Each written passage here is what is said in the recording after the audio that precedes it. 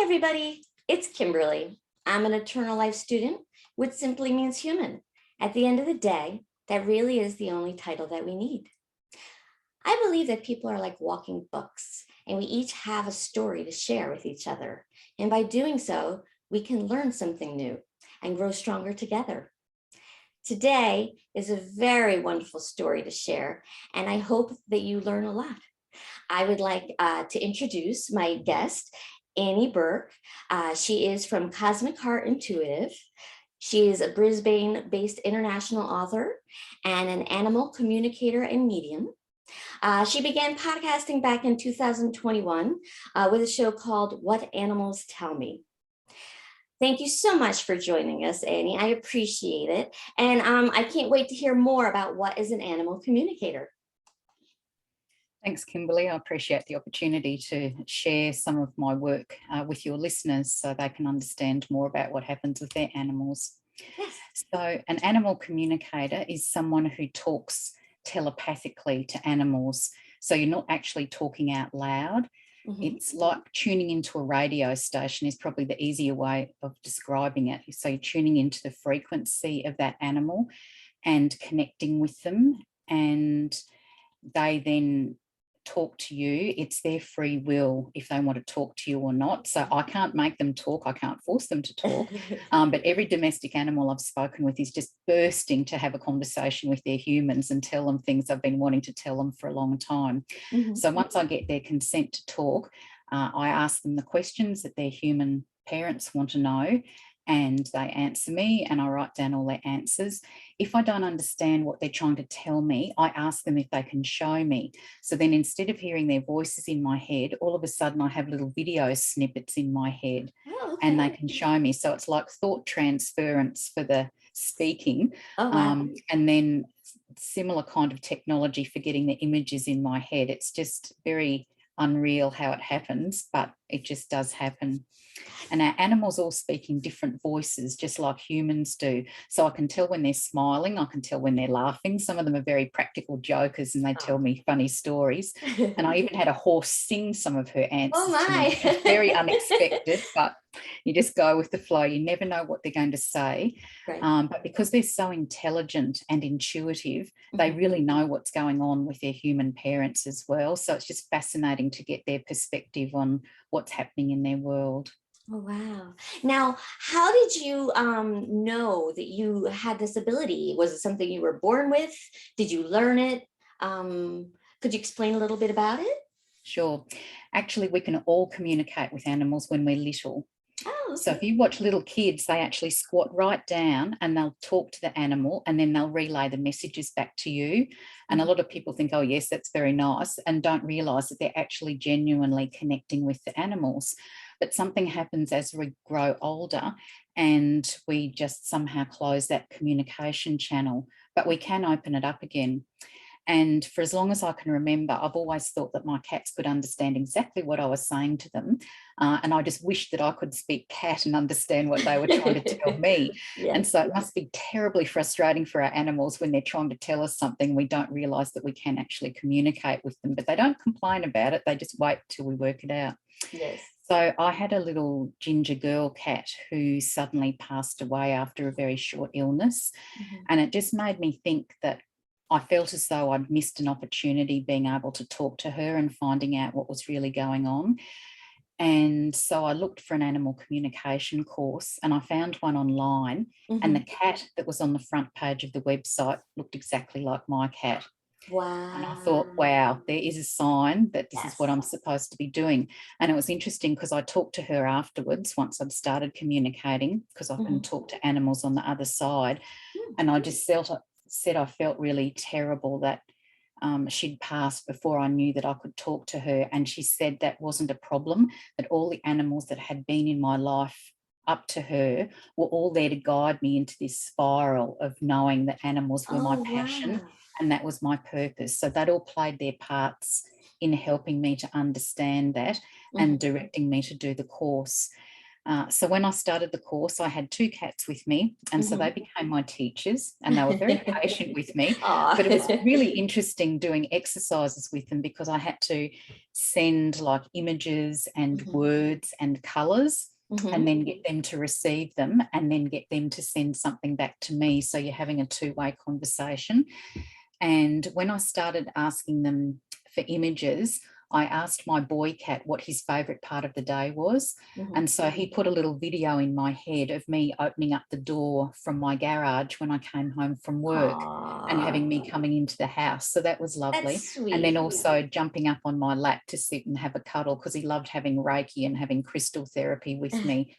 So that was beautiful. When I spoke to my girl cat, and said, I understand that you're here to teach me. And what would you like to teach me? She just said, about time. So she'd been waiting very patiently for me to work out that she was there to help me. So the two of them really did help me.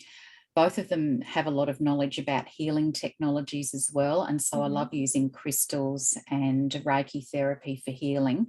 So they've helped me with the healing part of my work too. So I do distance healing all around the world for animals and humans, as well as doing the communication. So I started with those two, and then I practiced with a whole lot of friends' animals so that the friends could confirm some of the information that I was getting. So I knew that I was getting correct information. From then I've gone on to talk to animals at zoos, and I love talking to animals at zoos and animals in the wild. With the zoos, I can talk to the keepers and pass on any messages. So if they're not happy with the temperature in their enclosure, or if they've got some health issues that the keepers don't know about, I can pass that information on, and the keepers are very grateful to get that information. But basically, once you start, whether it's domestic animals, zoo animals, animals in the wild, they all talk. Fortunately, they all understand English, which makes it very easy for me. And if I don't understand, then they can send me the images, and then I can understand. Oh, that's wonderful. Do you, when you're walking around, do you hear a lot of chatter, or it's by choice when you start the conversation? Yep. Often my cats will have a family meeting, and I'll see them all close together, all looking very seriously. Oh, no. And I'm thinking, I'm not listening to a conversation unless I'm invited into it. So it's only when I tune in, and I've just set that intention that I'm not overwhelmed with lots of conversations from people. So when I do communication sessions for clients, I'll just connect with that animal and do the reading, and then type it all up and send it back. So I read from photographs, connect with the animal through photos. So that's why I can read for animals all around the world. I just need the photo of their face with their eyes open and the questions that the parents want me to ask.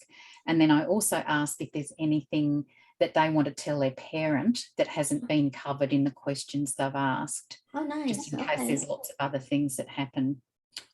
That's wonderful. And then with mediumship, animal mediumship, that's talking to animals who are in spirit. So for me, it's the same as having a conversation with a living animal. I'm just tuning into their frequency.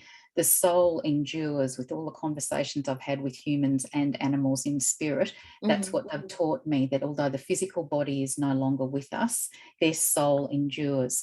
So I've spoken to a dog who passed over more than 20 years ago. Wow. So you can still connect to them and get answers to them. So and that's really interesting because they can confirm who they're with on the other side. So if they're with other animal family members that have passed over, or human family members, they'll tell me. And very interesting, I've now worked out that they give me a code word that means absolutely nothing to me, doesn't make any sense, but it makes sense to the humans. And then they know without a doubt that I'm definitely talking to their animal.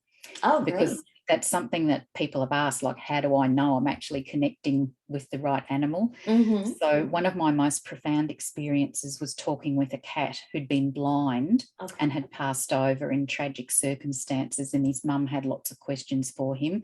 Very happy to answer. I'd never met Mum. I was just typing on Messenger to her. So I hadn't heard a voice, hadn't seen a photo. All I had was a photo of the blind cat. And so he was answering all my questions. And then he said, rumple teaser. Okay. And I thought, Now, did I hear that right? Is he trying to say Rumpelstiltskin? And if Right. he's trying to say Rumpelstiltskin, how is that relevant to what we're discussing? And so I doubted myself, and I just thought I must be hearing things. So we went on with the conversation.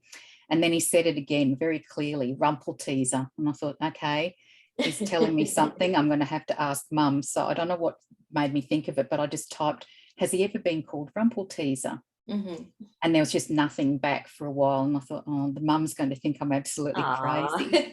And then she typed back, oh, yes, I'd forgotten all about that. And apparently when she rescued him, he was living with a dog called Rumpel, and he used to get in trouble for teasing the dog. So he got called Rumpelteaser. But because he was blind, he couldn't even see the dog to tease it. But that was his way of letting his mum know that I was definitely talking to him. Wonderful. And for me, it was just such a profound experience, just getting that word in my head. Like, I've got no rational explanation for how that word got into my head apart from him putting that word in my head. Wow. So it's happened on a number of occasions now that they just say something that I couldn't possibly know, Right. just to confirm that I've definitely connected with them, which is really reassuring for their humans as well, to know that their soul is still there. That's wonderful. So this, just because I like to clarify, this isn't just about reading animal body language, right? This is much more. Because I'm not seeing the animals live.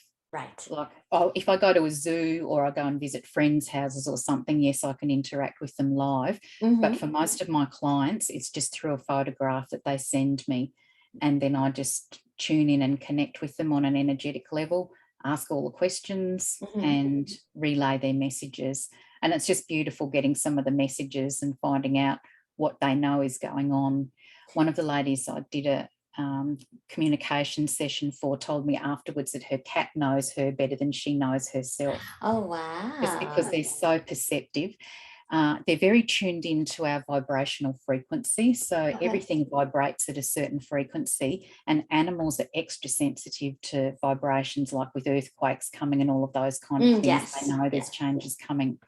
So with us, when we get sick, our energy levels drop, the frequency, and they know that. So quite often they know before we know that we're actually unwell. And so they will come around and be a lot more attentive and a lot more affectionate because they want to try and help us heal. And then interestingly, some of them actually take on our health symptoms for us. Really? So even though we haven't asked them to do that, they just love being of service to us and helping us. So my beautiful red boy up here behind me, I actually went on a book writer's retreat to write my 2 books. And before I went, I had a very bad chest infection. And I think he was very worried that that was going to affect my time there. So the next thing, he's got a chest infection, and I can't give it to him. None of the other cats in the family had it. They're indoor cats, so they can't go outside anywhere and catch it from anyone. So he'd taken that on for me so that I would be better by the time that I went. He hadn't quite figured the implications that he'd have to go around to the vet every day and have his temperature monitored. But it was very gracious of him to do that to help me. So I've heard some animals are like your guardian, I've heard, right? And that's the thing I've written about in my book as well, that they are with us for a purpose. So it's no coincidence that they're in our lives. So some of them, yes, do come as our guardians and they protect us, especially with younger children. They can be very protective and making sure there's no negativity or anything around them. Some of them are healers. So my red boy is a healer, so he'll come and lie on me and just give me all this healing, which is just lovely. Some of them are here to be teachers, so once we can talk to them, then they can start teaching us what it is that they have the knowledge of to help us. So it's very interesting. A lot of people think that they're rescuing animals, but a lot of time they're actually rescuing us. And that's their sole purpose, is to come and help us. From what I've learnt with my conversations, they're souls that have come in animal form to learn soul lessons while they're here on earth. And we're souls in human form that have come to earth to learn soul lessons. So sometimes they've come to us to help us with our lessons, and sometimes they've come to us so that we can help them learn their lessons. Oh, wow. So it's really interesting finding out the connections. And if some of your listeners are open to past life experiences, what I've been finding out a lot is that some of these souls have been interweaving with our lives for thousands of Really? years. So they've had Wow. multiple incarnations with us. Mm-hmm. So one of my cats was with me in ancient Egypt, Hmm. working in one of the pyramids. He was an Abyssinian cat. Oh, And he's wow. shown me little flashbacks of working with me there. And it's just something I've found now. I've got 3 people I know where the same soul has come back in 3 different animals successively to be with Wow. the human. Do they stay the same animal form? No, it's very Really? interesting. They seem to know either just before they pass or once they've passed if there's an opportunity for them to come back. So unfortunately, not all animals reincarnate in our lifetime, but it just seems to be happening a lot now.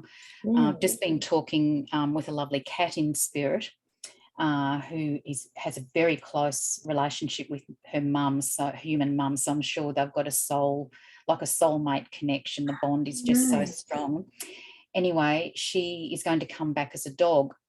And she Okay. said she was coming back as a Scotty dog. And so I looked up Scottish Terriers and found out that they came in different colours. So I asked what colour she was going to be, and she told me. And she's coming back as a boy.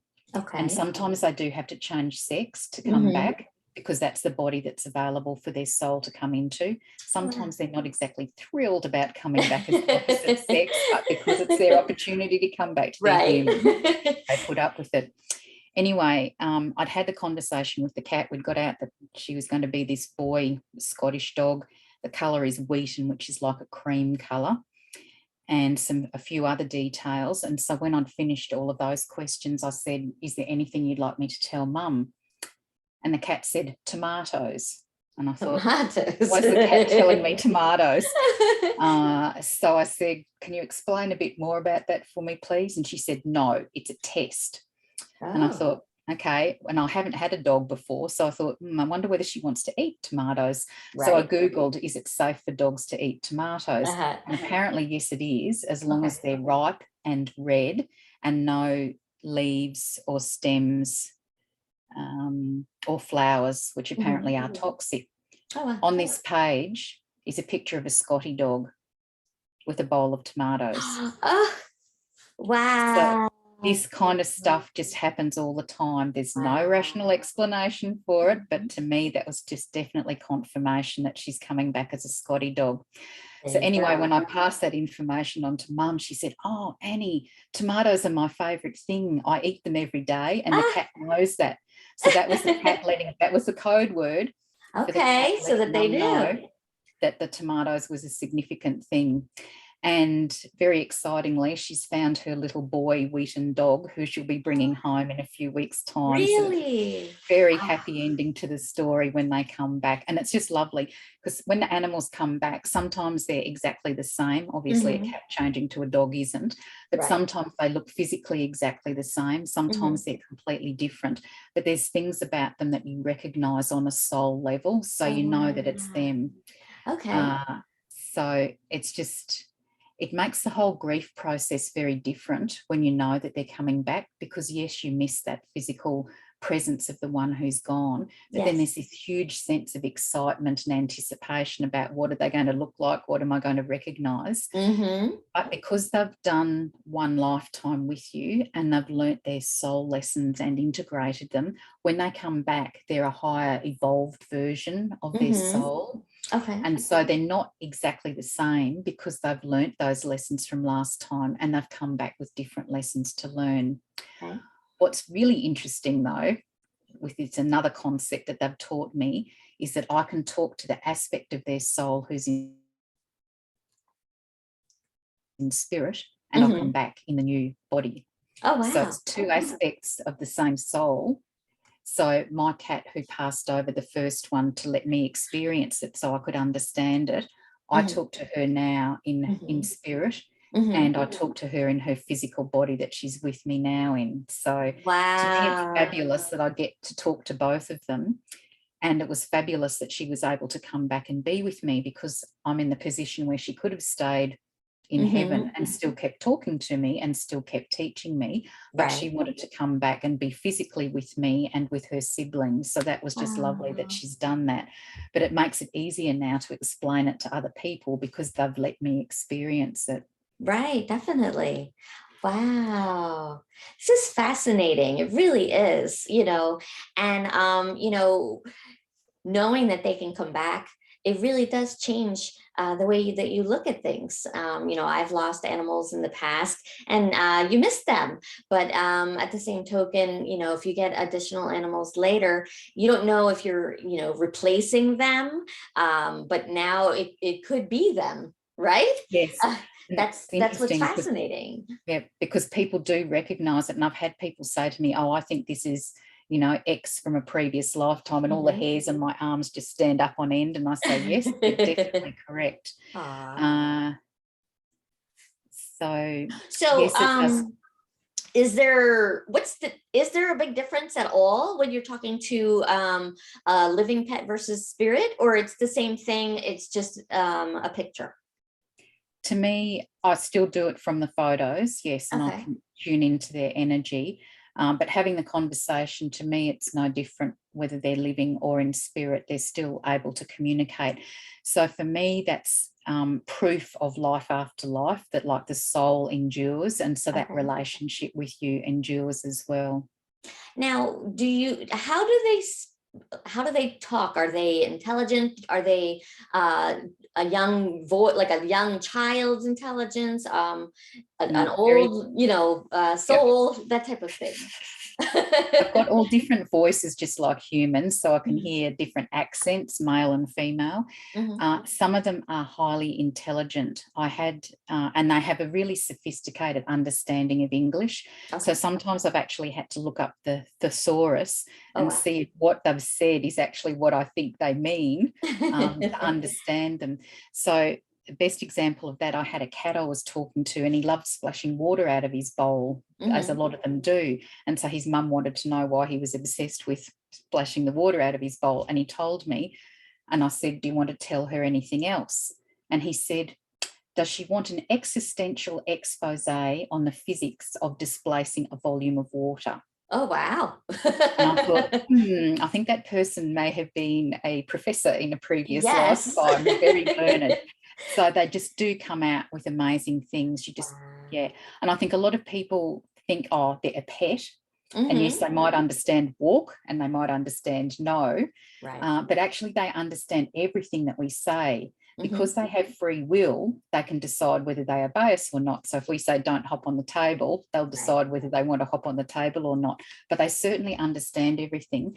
And they do get impacted if we say negative things about them Hmm. or are discussing negative things, Yes. because each word has a vibration that affects them as well. So I was speaking to some crocodiles at a zoo, Hmm. and this crocodile said to me, we've got feelings too. We think we're Right. beautiful. So they'd obviously been hearing people telling them how ugly they looked, and Oh. that was really affecting them. So it's very important just to consider what words you use. But once you understand that they understand everything you're saying, then you can just have a normal conversation, although you can Hmm. only hear one side of it. But Right. it totally changes the relationship because they now know that they Hmm. can understand what you're saying, and their behavior will change. Oh wow. And then the other interesting thing is that some of the animals get called negative names or Hmm. negative connotations with the names. And so some of them don't like their names at all. Right. So I spoke to a cat called Mighty, but it was spelled Mitey. And Okay. so the first thing she told me was that she didn't have an infestation, Mm. and she thought she'd been named for mites, and she was Aw. just so offended by that. And she picked all these oldie world names like Penelope and Prunella and different things that she wanted to be called, but definitely not Mighty. Aw. And then I spoke to a male cat, who was obviously from a Star Wars fan family because they called him Phantom Menace. Okay. And so he got called Menace, and he Oh. didn't like being called Menace. He wanted to be called Harry, thank you very Oh, much. Harry. And so it's interesting when they know that they don't like their name and they want to be called something else, they've already worked out what they'd like to be called. And as Really? soon as the humans start calling them their new name, they respond to it. Wow. So That is it's fascinating. It is. So they Yeah. think about stuff, and it's just, it depends when the parents book a conversation or know to have a conversation that you can actually Hmm. get some of this information out. But it's fascinating because then I can find out what's happening with behaviour issues and health Hmm. issues that people might have been struggling to deal with. So I Right. have spoken with a number of rescue animals. And so Yes. sometimes they've been through significant physical or mental or emotional trauma before they come to their forever family. Yes. And sometimes they don't want to talk about it, and that's their choice. And I respect that. But I spoke to a dog who'd come to his forever home, and he'd been bounced through a number of foster homes, Hmm. and he was being very naughty in his new home Ah. and trying to lead his new fur dog sisters astray. And mum was a bit upset because she was just trying to make him feel very loved and very secure and wasn't sure why he kept being so naughty. Right. And when I spoke to him, he said that he'd learnt that if he was naughty, he would get some kind of attention from the humans. And for Yeah. him, getting any kind of attention was better than getting nothing at all. So Right. that was just a learned behaviour. You be naughty, you get some interaction, they move you on to another foster home. You be naughty, you get some interaction, you Yeah. move on to foster home. So Right. he was just in that pattern. So when I said, look, this is your forever home, your mum really loves you. She wants you to be happy here and to Hmm. feel that you're very loved and secure. And he just said, oh, I'm overwhelmed. And Ah. he just didn't know how to handle that for a while. Right. He had to process it, that he didn't have to keep on being naughty and that he Yeah. was going to get love and affection. And he's now totally integrated with the other dogs. They've got cats as well. And he's just very happy dog. Mum's very happy because he's being good now and he doesn't Yes. need to keep on being naughty. But that's just very interesting, finding out what actually underpins some of the behaviours. Right. No, and that's why it's so important to be able to communicate to find out, not just for the human, but for the animal, because he wouldn't have Yep. known. Right. No. Yeah. And then So it helps both. another dog I got asked to speak to had totally changed his behaviour, and he was very snappy and Oh. sad and morose. And before that, he'd been really perky and happy and just Hmm. loving life. And the vets had put him on something like Valium as Ah. an antidepressant. And Right. he told me it made him feel vomitous and woozy. They were his two Mm. words. Right. And I said, so what's going on? And apparently his mum had lost three friends in close succession. They'd all passed away and she was grieving. Right. And He so was because she feeling it. was dealing with the grief and depression herself, she totally changed her interaction with the dog. And Right. he wasn't very happy about that, but Right. he didn't have anything wrong with him. He was just responding to her changed behaviour. So Okay. once we sorted that all out and mum got some help, his behaviour changed straight away. So then he was safely weaned off his medication and they're both back to their normal relationship now. But Oh. it really shows they really rely on us and Mhm. routine. And Yes. so if we change our routine, then that does affect them. And particularly if we're going to go away or we're changing shifts from a night shift to a day shift or Hmm. something, if we tell them what's happening, then they don't get so stressed. So Okay. like when I go away, I'll let my cats know and I'll say, I'm going away for however many nights it is. And I'm lucky because I can talk to them every day Yes. and just check in on them and make sure they're Yeah. okay and they can check in on me. But they love being involved because to them, we are their world. So Right. if we can tell them what they're doing, what's worrying us, if we're going to be coming home late from work, if someone's coming over to dinner, they just like knowing that. It just helps them to not stress so much. Okay. But then if we want to bring someone new into the household, so whether it's a new partner, whether we're bringing home a baby, whether we're bringing home a new animal, Hmm. all of those things totally change the energy in the house and that Definitely. affects them. They're used to having you on their own. Yes. And if they have to share you with someone Yeah. else, that's a whole new ball game. And particularly if it's a new animal, some of them think that they've done something to upset you and that Oh. you don't love them so much and you've had to go and find another animal to bring home and love. Right. So if you can say, look, I want to get a new kitten or a new puppy or whatever it is, and Hmm. say, you haven't done anything wrong. I still love you, but I've Yes. got capacity in my heart to love another animal and to give them a happy home, then Yeah. that takes the pressure off them. And then if you can be really sensitive and try and smother your new little animal in love away from the vision Yes. of your existing animals and still have your one-on-one time with the existing animals, because that's what they really thrive on as well, as having that one-on-one time with you.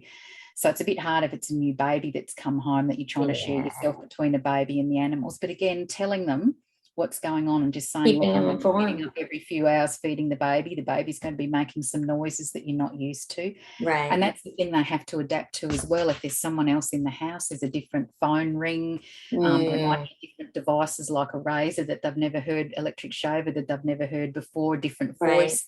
A different walking pattern on the floor. So lots of different things to get used to. So it's all just adjustment.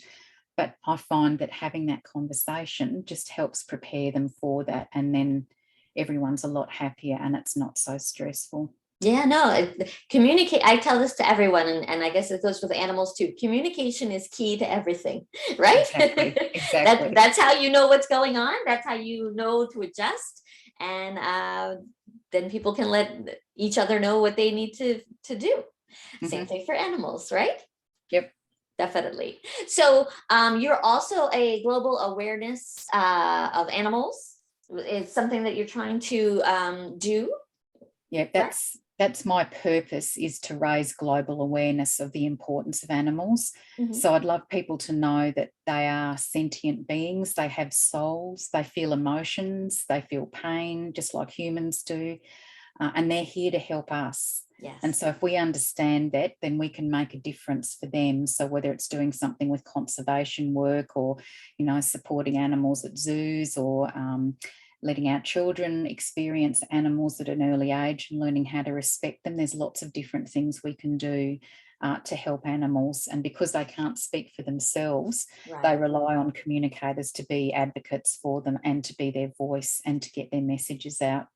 So when I wrote my first book, I actually interviewed a number of animals to get their perspectives on things about what was happening in the wild, just so that I could tell their stories in their words. And that was really interesting, getting a spokes animal from different animal groups. Yes. And some of what they shared about what's happening in the world is very harrowing, but that's the experience that they're living at the moment, like with poaching and hunting and things. So, but I just wanted them to say how it affects them, how it affects their offspring as well. So that was a very emotional chapter to write, but I felt it was very important because it is just a living reality of what they're dealing with. And some people have told me that they had no idea that was actually going on. So I'm glad they got a chance to get their messages out. Yeah, it's good that you're their voice right now, so that they can be heard, and that's important. You have two bestseller books, correct? Yes. Do you? Can you tell us the titles of them? Yep. So the first one is called The Bridge to Animal Consciousness, with my gorgeous boy who's with me now on the front cover. And I asked him if he was happy to be on the front cover, and he said, wherever you want me. He's very humble. Excitingly, that went #1 in America and Australia. So that was such a thrill. And so this was part of my life purpose, to help people be aware of the soul journeys of animals, why they're here with us. I talk about what to do to introduce a new animal to your household. I also talk about what happens when we have to say goodbye. I talk about the benefits of animal communication. So it's not a book on how to do animal communication, but why it's so beneficial for humans and animals to do that. Wonderful. And then I share some of my stories about animals at zoos and animals in the wild. And at the end, I've got a chapter which I wanted to write very positively, which I called Return to Eden. So once there is this raised awareness about animals, that we can do more to conserve them and to conserve habitats and work out ways of having ecosystems and eco villages where animals can still have habitat, but we can still have the locals, you know, earning an income from having that availability. So it really needs a global approach from lots of different areas. It's not one jurisdiction that's going to make a difference for animals, but there's lots of things that we can do to make a difference. And then you also have another book as well? So my second book's a slightly different topic. Sorry, it's just getting a lot of reflection. So it's called Evolving Hearts and Souls, The Guide to Spiritual Awakening. So when I had my spiritual awakening, I didn't even know it was a spiritual awakening. I didn't know that was something that happened. And I had clairvoyant powers switch on. So I'd be having a conversation with someone like you, and suddenly I could see into your past and I could see into your future. And I'm thinking, what is this? And what am I supposed to do with it? Right. And at the time, New Age things weren't really in. And I spoke to a few people about it, and they just said, oh, no, don't dabble in that. So I stopped. Okay. And then some years later, a friend found a flyer for some psychic development classes, and she thought spiritual development classes. And she said, oh, I thought you might be interested in this. And anyway, I went along and my clairvoyance switched back on, healing switched on, a number of other things as well. So then that just started me on this incredible journey then of exploring all things spiritual. Yes. So I'm particularly interested in natural forms of healing, which is why I love using crystals, because they vibrate and help our energy, animals and humans. Okay. I use essential oils, so they're plant essences. So I'm a clinical aromatherapist, and I've trained as a Reiki master, so using the energy going in to heal. So distance healing, I use those things in combination to support animals and humans. Okay. And then just lots of other things with the animal communication, mediumship, lots of different types of healing, clairvoyant training, done animal communication, lots of different topics, shamanic training, so all sorts of different things. So I've written about all of these experiences in the book, and also the importance of doing meditation, because I think once you can go into your place of inner calm, then you can actually learn to listen to your voice of intuition and your higher self, and just know more about what you're here on the planet for. Because once you understand why you're here, the whole world takes on a different perspective, and what you've taken for granted, yeah, what you just assume is happening, is not really what's happening. So doing all my work with the animals has just totally changed my understanding of what happens, and particularly with the reincarnation, because I had no experience of that until my cats did it, so that I could understand it and then write about it and then help support other bereaved animal parents with it. I've always been intrigued that the ancient Egyptians knew all about it, right. and they obviously knew what was going on. So I've just learnt so much, and a lot of these concepts I'd never heard of before, but because I've experienced it all now, I've had to change how I think and my understanding of the world. So there is a lot to learn, and you just keep learning. I just learn new concepts all the time, particularly about souls, and with them coming back and different ways that they can come back to us. One thing I didn't mention for the bereaved animal parents, once the soul has had some healing on the other side, then they can come back and visit us on an energetic level. So somehow they can put on a temporary physical body so we can actually recognise them if we see them in the house. Sometimes we hear them. So when my girl used to come and visit before she reincarnated, I could hear her meowing. Oh, and a lot wow. of people have heard their animals, or they can feel them, like they'll brush around and you'll feel a tail rubbing around your leg and there's nobody there, or you can feel them jump on the bed and there's no one there. Yes. And that, or they come up and actually pat you on the face, or you might hear them purring or hear them barking. You just know that they're with you. Usually it's very early in the morning, and they do everything that they can to let us know that they've been there to visit us. So they might move something around in the room, they might move some of their favourite toys, they just do whatever they can to say, I'm here, I'm visiting, because they feel a grief too with the separation. And they can see us grieving, and they can't come and physically comfort us, so that's very hard for them. So being able to come and visit means that that connection is still there between us.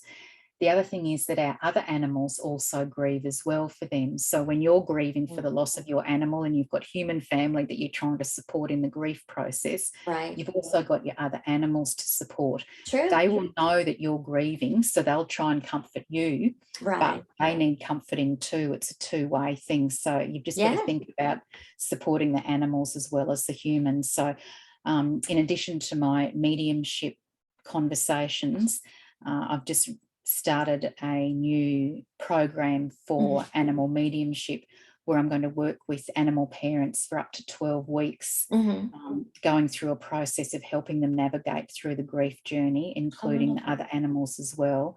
And that will include a few mediumship sessions, and also include some distance healing. So Okay, They can wonderful. get some heart healing and move on to getting some peace of mind, because people can be stuck in grief and guilt and remorse about the animal dying and feel that they're to blame. And Right, so finding out why they really died, because if they're not home and they don't know why, right. the animals have good medical knowledge, so they can tell me what's happened, and that gives the parents then some peace of mind about that.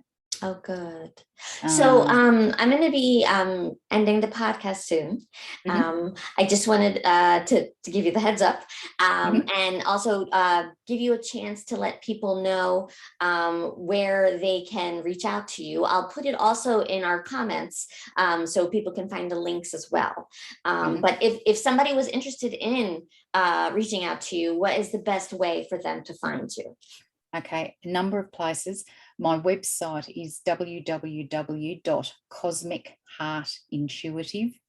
www.cosmicheartintuitive.com.au. You can message me through that, and there's links there to the different services that I provide, so you can get some more information from them.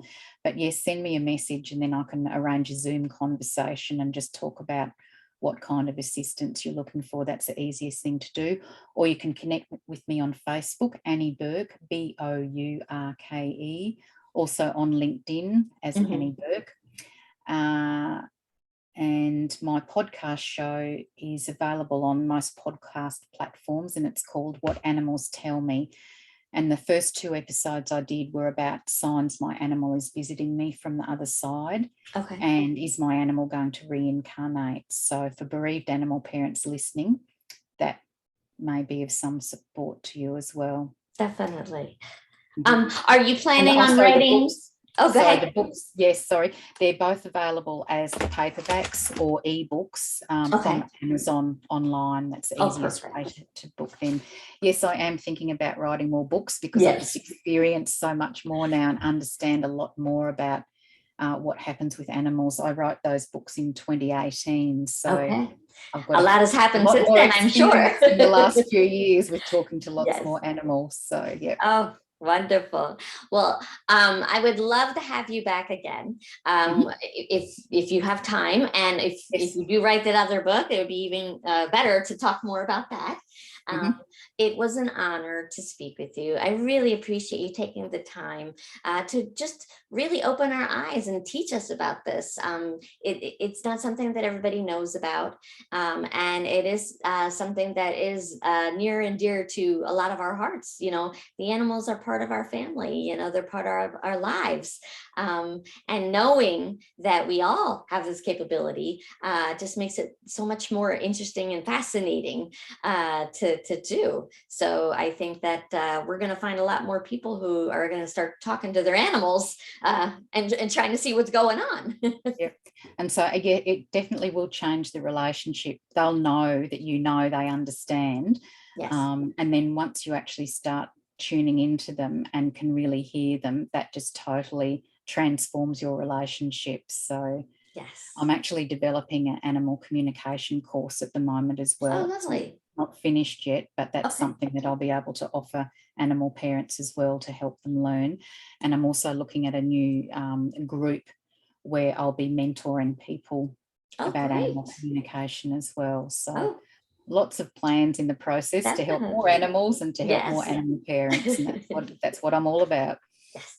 And Well, I've thank really you very appreciated, much. I really really appreciate appreciated it. it. Okay. You have a very lovely day. And Thank you. everyone, please be sure to like and subscribe. And if you have any questions or comments, feel free to put them on our YouTube and all the other avenues that we're available. And for my radio listeners, again, please make sure to go to www.cosmicheartintuitive.com if you'd like .au. to find out some information. Mhm. And we appreciate you taking the time to listen to us. Thank you.